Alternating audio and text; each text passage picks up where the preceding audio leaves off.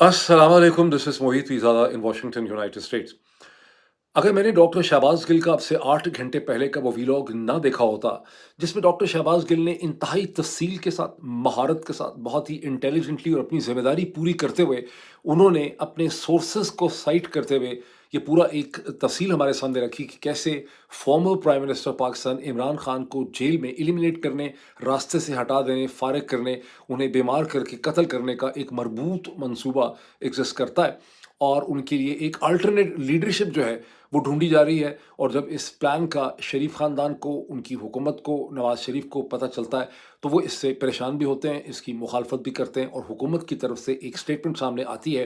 कि इमरान खान को अगर इलाज के लिए बाहर जाना चाहें तो हुकूमत पे उस पर कोई एतराज़ नहीं होगा। जब तक डॉक्टर शहबाज गिल का मैंने ये वीलॉग नहीं देखा था, मेरे इस वीलॉग के टॉपिक बिल्कुल डिफरेंट थे। मैं उस हवाले से बहुत ज़्यादा रिसर्च कर चुका हुआ था। मेरे टॉपिक ये थे कि हिंदुस्तान और पाकिस्तान के दरमियान 6 सितंबर 1965 की जंग के 60 बरस के बाद पाकिस्तान में किस तरह से अभी भी इस जंग के हवाले से झूठ बोला जा रहा है, और कैसे हिंदुस्तान और पाकिस्तान दोनों में ही बेवकूफ़ों की एक बहुत बड़ी फ़ौज है जो हकीकतों को समझ नहीं रही और एक टोटली मुख्तलिफ किस्म का उनका बयानिया है जिससे बाहर निकलने की ज़रूरत है। दूसरा मेरे सामने टॉपिक ये था कि सुबह से हफ्ते के दिन गाज़ा में इसराइली फ़ौज के हमलों के नतीजे में सिर्फ गाज़ा सिटी में 40 से ज़्यादा लोग जो हैं वो जहाँ बहक हुए हैं। इसराइली फ़ौज, इसराइली डिफेंस फोर्सेस जो हैं, अपने प्राइम मिनिस्टर बीबी नेतन्याहू के अहकामात की तकमील करते हुए मसलसल फ़लस्तीनियों को धक्का देकर गाज़ा सिटी से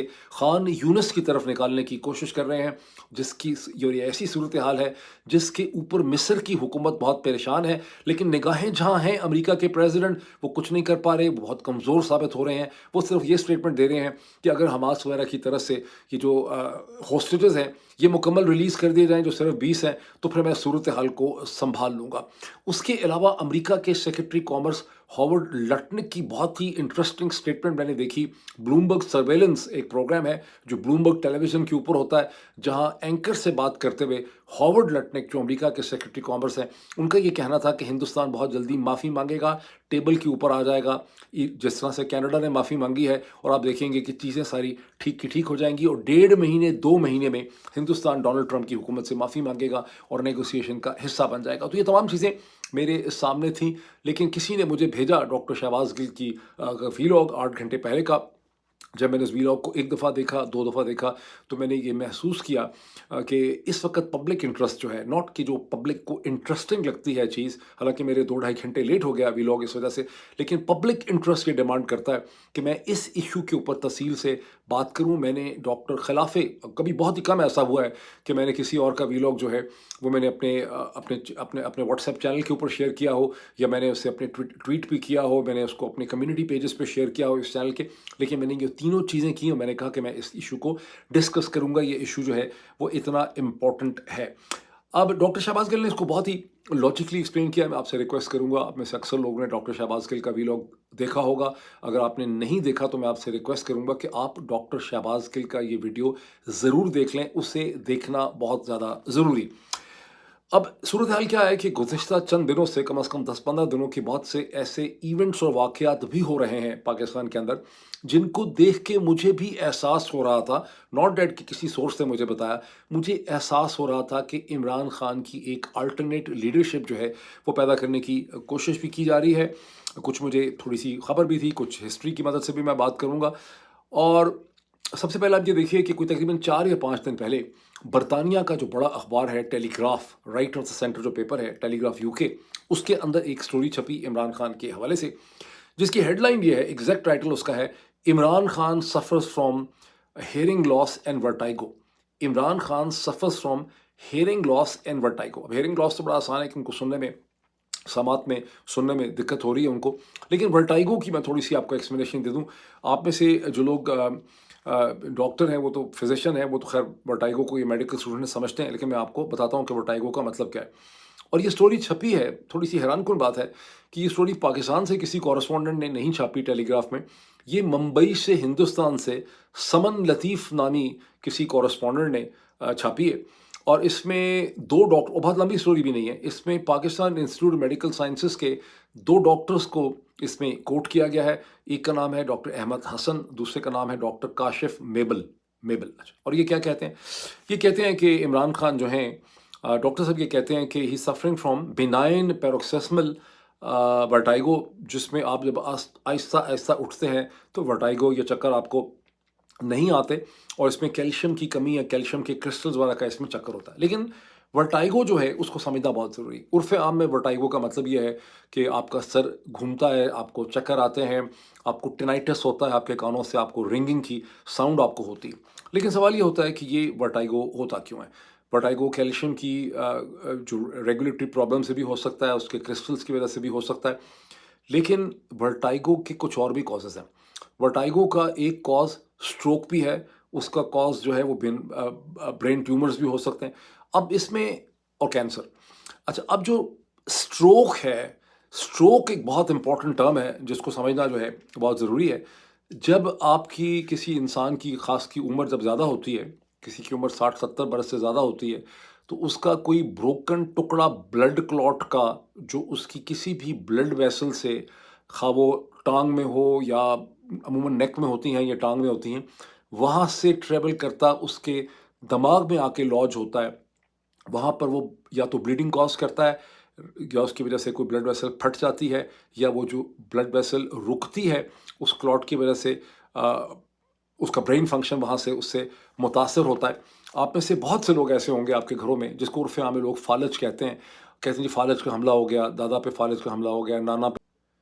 لیکن سٹروک سے صرف فالج کا حملہ ہی نہیں ہوتا, سٹروک سے آپ کی ڈیتھ بھی ہو سکتی ہے. سٹروک سے آپ کے برین فنکشن بہت سی طرح سے متاثر ہو سکتے ہیں. آپ کی بولنے کی صلاحیت ختم ہو سکتی ہے, لکھنے کی صلاحیت ختم ہو سکتی ہے, چلنے کی صلاحیت ختم ہو سکتی ہے, سوچنے کی صلاحیت آپ کی ختم ہو سکتی ہے, اور آف کورس آپ کی ڈیتھ بھی ہو سکتی ہے. یہ وہ تمام چیزیں ہیں جس سے ہر فزیشین بھی واقف ہے, آپ میں سے بھی بہت سے لوگ واقف ہیں, اس میں ڈاکٹر ہونے کی ضرورت نہیں ہے. جس سے آپ لوگ واقف نہیں ہیں وہ یہ کہ سٹروک آرٹیفیشلی بھی پیدا کی جا سکتی ہے. بہت سے کیمیکل ہیں, مطلب آج سے 20-25-30 سال پہلے بھی جو پیتھولوجی کی میڈیسن کی کتابیں ہیں ان میں ان کیمیکلز کا ذکر ہے. میں ذکر آپ کے سامنے کر دیتا ہوں.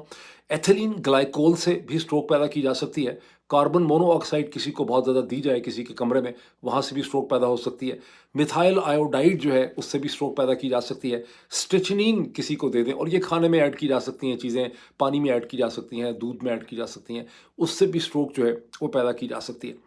اور میتھائل آیوڈائڈ اس حوالے سے بہت سگنیفیکنٹ ہے کہ اس کے ذریعے ڈیلیڈ ایفیکٹس ہیں, یعنی کئی دن کے بعد آپ کی سٹروک کی کنڈیشن جو ہے وہ ڈیولپ کرے گی اگر آپ کے کھانے میں, دودھ میں, پانی میں میتھائل آیوڈائڈ یا اس طرح کی کوئی چیز جو ہے وہ ڈال دی جائے. کہ میں آپ کو صرف ایگزامپلس دے رہا ہوں. آج کل کی جو establishments, military establishment, intelligence agencies, حکومتیں ہیں, ان کے پاس بہت سے ایسے کیمیکل ڈپارٹمنٹ یا ٹاکسالوجی ڈپارٹمنٹ ہیں جس کو آپ ایک طرح سے کیمیکل وارفیئر کہتے ہیں, اور اس سے کہیں زیادہ قسم کے کیمیکل جو ہیں وہ ایگزسٹ کرتے ہیں. اب بات کو آگے چلاتے ہیں. ڈاکٹر شہباز گل یہ کہتے ہیں کہ اگر اب تک کوئی ایسا نہیں ہوا تو اس کی کم از کم 3 قسم کی وجوہات ہیں. ایک بہت بڑا دھڑکا یہ ہے کہ خیبر پختونخوا میں اس کے بعد کس قسم کا ریئیکشن اور رد عمل ہوگا. خیبر پختونخوا کی ایک خاص قسم کی ٹپوگرافی ہے, ڈیموگرافی ہے. بلوچستان کا سائز بہت بڑا ہے, اس کی آبادی اتنی زیادہ نہیں ہے. خیبر پختونخوا کی آبادی 5 کروڑ سے زیادہ ہے. خیبر پختونخوا ہتھیار بند ہے. عمران خان کی وہاں پہ بہت زیادہ والیانہ محبت پائی جاتی ہے. وہاں پہ کس قسم کا ریئیکشن ہوگا. پنجاب میں بھی ریئیکشن ٹھنڈا نہیں ہو سکا. پنجاب میں بھی بہت زیادہ ظلم و ستم کرنا پڑا. نومبر 2024 کے واقعے کو سامنے دیکھ لیں تو پنجاب میں بھی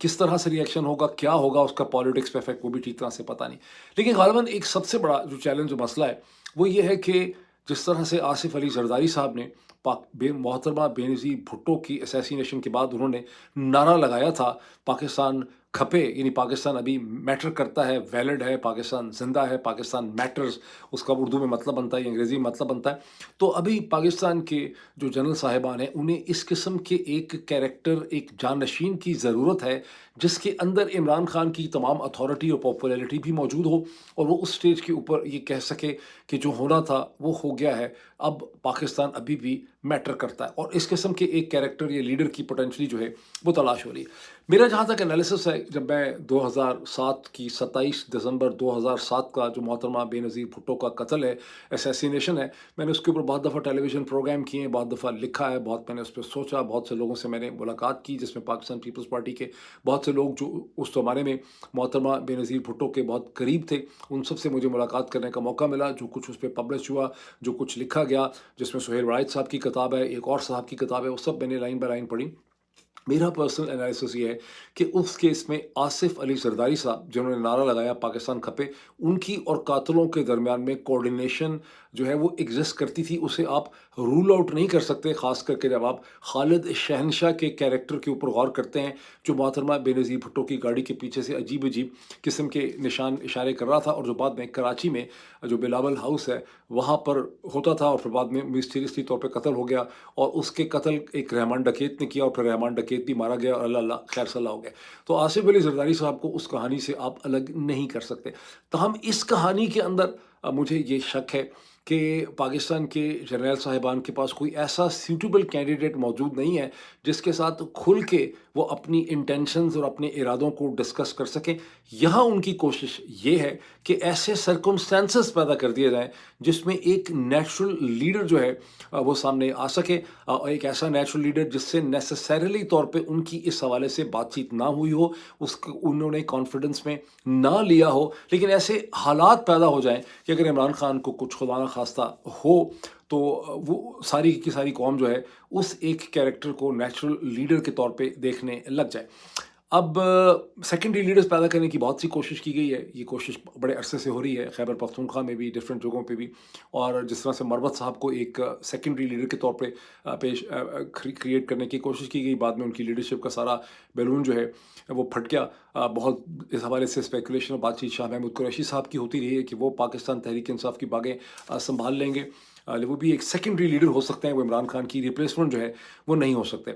डॉक्टर शहबाज गिल अपने सोर्सेज से ये कहते हैं कि जब शरीफ ख़ानदान को इसके हवाले से ब्रीफ़ किया गया, उनकी अगर आप वीडियो सुने, मैंने 2 दफ़ा सुनी है, तो उसमें ऐसा लगता है जैसे वो कह रहे हैं कि जर्नैलों ने या इस्टेब्लिशमेंट ने शरीफ ख़ानदान को ब्रीफ़ किया। ऐसा नहीं है। मेरी अंडरस्टैंडिंग है कि शरीफ ख़ानदान को अपने सोर्सेज से ये पता चला है कि इस किस्म का एक प्लान एग्जिस्ट करता है और मलबा इसका आपके ऊपर फेंकना है। गुज़िश्ता 24-36 घंटों में आपने देखा कि जब मोहतरमा अलीमा ख़ान साहिबा के ऊपर अंडे मारे गए, तो उसको सारा प्रेज़ेंट ऐसे किया गया जैसे कि ये पंजाब हुकूमत ने, मरीम नवाज़ ने ये कराया है। मैंने इस हवाले से अब से बहुत घंटे पहले एक मैंने ट्वीट सर्वे किया था, और उसमें 80% लोगों का ये ख्याल है कि ये मरीम ने नहीं करवाया, सिर्फ 14-15% लोगों को ये ख्याल है। 80% का इशारा जो है वो पाकिस्तान की खलाई मखलूक की तरफ है। और उर्दू में कहते हैं कि आवाज़ खलक को निकारा खुदा समझो। एक अमेरिकन जो एक्सपर्ट थे साइंस के, उन्होंने किताब भी इसके हवाले से लिखी थी, आप गूगल पे उसको चेक करें, उसका नाम है the wisdom of the crowds, जिसमें वो साइंटिफिकली एक्सप्लेन करते हैं कि एक आदमी के मुकाबले में 10 आदमी जब किसी चीज़ का एनालिसिस करते हैं, किसी एक चीज़ को देखते हैं, तो थोड़ा सा बेहतर उनका अंदाज़ा होता है, और जब 10 के बजाय 10,000 लोग एक ही चीज़ के ऊपर गौर करते हैं तो वो बेहतर नतीजे के ऊपर पहुँचते हैं। तो यहाँ पर आपको विजडम ऑफ द क्राउड्स ये कहती है अपेरेंटली कि जो भी हमला मोहतरमा अलीमा ख़ान साहबा के ऊपर अंडों को फेंकने का करवाया गया, वो मरीम नवाज़ ने, पंजाब हुकूमत ने नहीं किया, बल्कि वो खलाई मखलूक ने किया। अब इसमें ये देखें कि शरीफ ख़ानदान के अपने ख़ास किस्म के डायनामिक्स हैं, मुझे भी थोड़ी सी उससे वाक़फ़ियत है। अपेरेंटली जब शरीफ ख़ानदान के सामने टेलीग्राफ की जो स्टोरी आई है,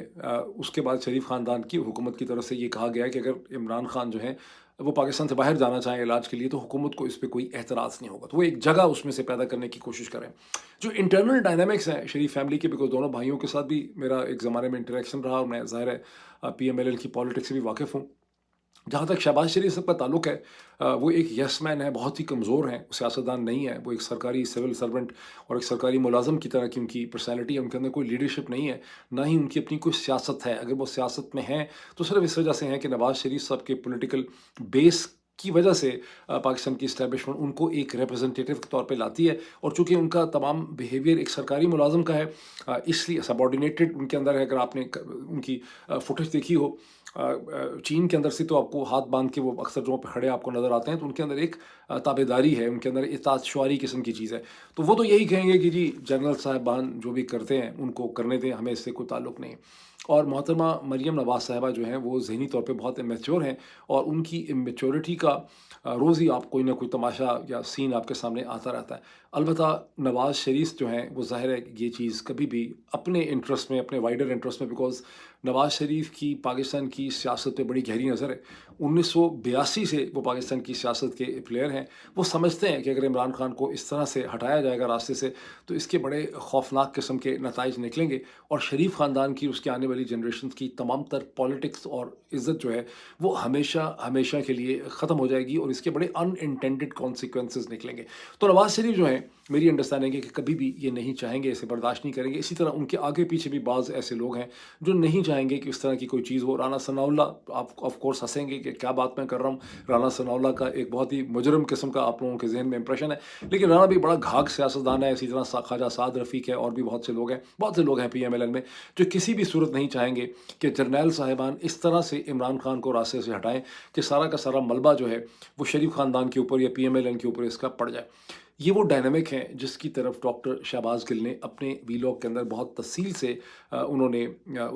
ایکسپلین کیا ہے۔ میں آپ کو تھوڑا سا یہ بھی بتاؤں کہ جب شہید ارشد شریف کا قتل ہوا تو اس کے بعد ایک سٹوری پلانٹ کی گئی، ایک افواہ نکالی گئی کہ شہید ارشد شریف جو ہے اس کے قتل میں مریم نواز ملوث ہیں، ان کے کہنے کے اوپر کیا گیا ہے۔ شریف خاندان کا اس کے ساتھ کوئی پروسیس ہے، شریف خاندان کی کوئی فیکٹریاں یا بزنس انٹرسٹ ایسے تھے کینیا کے اندر، جس کی وجہ سے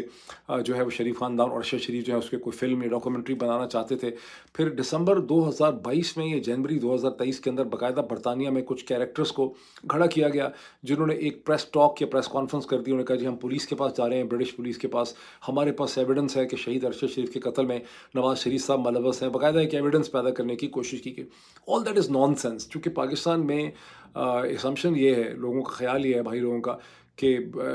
بہت بڑی تعداد میں چوتی ایگزسٹ کرتے ہیں، ان کو کسی بھی ڈائریکشن میں بیوقوف جو ہے وہ بنایا جا سکتا ہے۔ اس پوری کہانی کا کہ نواز شریف صاحب کا، مریم نواز کا شہید ارشد شریف کے قتل کے ساتھ کوئی تعلق ہے، جس کو باقاعدہ بہت پھیلایا گیا، یہ ٹوٹل نان سینس ہے، ٹوٹل نان سینس ہے۔ کوئی بھی چیز اس میں فٹ نہیں ہوتی، وہ کہانی جو ہے وہ بنا دی گئی اس حوالے سے۔